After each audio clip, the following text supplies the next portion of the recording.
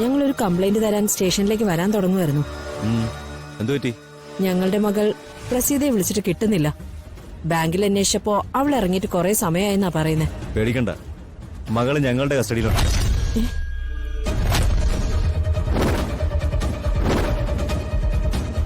വിനീതയുടെ സ്വർണവുമായിട്ട് ഞങ്ങൾ പ്രസീതയെ കസ്റ്റഡിയിൽ എടുത്തിട്ടുണ്ട്. ഇനി നിങ്ങളെ കൂടി കൊണ്ടുപോവാനാ ഞങ്ങൾ വന്നത്.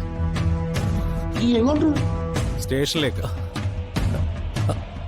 അതെന്തിനാ ഞങ്ങളെ കൊണ്ടുപോകുന്നേ? വിനീതയുടെ മരണം ഒരു ആത്മഹത്യ അല്ലെന്നും നിങ്ങൾ എല്ലാവരും ചേർന്ന് വിനീതയെ ഇല്ലാതാക്കിയതാണെന്നും ഞങ്ങൾക്ക് ഉറപ്പായി. അതെ, നിങ്ങളുടെ മകൾ പ്രസീത കുറ്റസമ്മത മൊഴി തന്നു കഴിഞ്ഞു.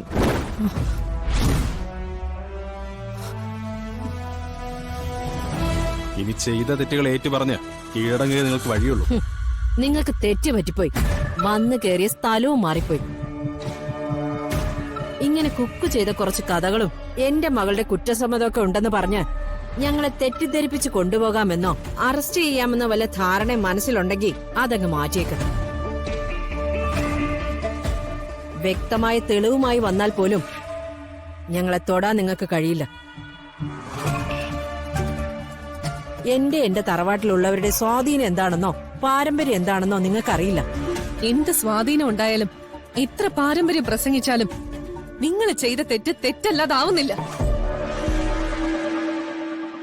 ഒരു പാവം പെണ്ണിന്റെ ജീവിതം പിച്ചു ചീന്തി ഇല്ലാതാക്കിയിട്ട് പാരമ്പര്യം പറയുന്നു. നിങ്ങൾക്ക് തെളിവുകളല്ലേ കാണണ്ടേ?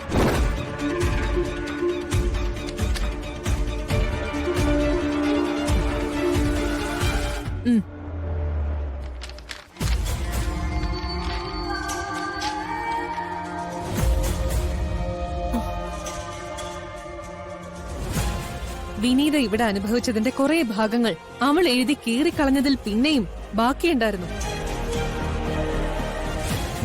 കഴിഞ്ഞ ദിവസത്തെ എല്ലാം നിങ്ങൾ കത്തിച്ചു കളഞ്ഞിട്ടും മുൻപ് എഴുതിയത് ഈ വീടിന്റെ പല ഭാഗങ്ങളിലായി കിടപ്പുണ്ടായിരുന്നു.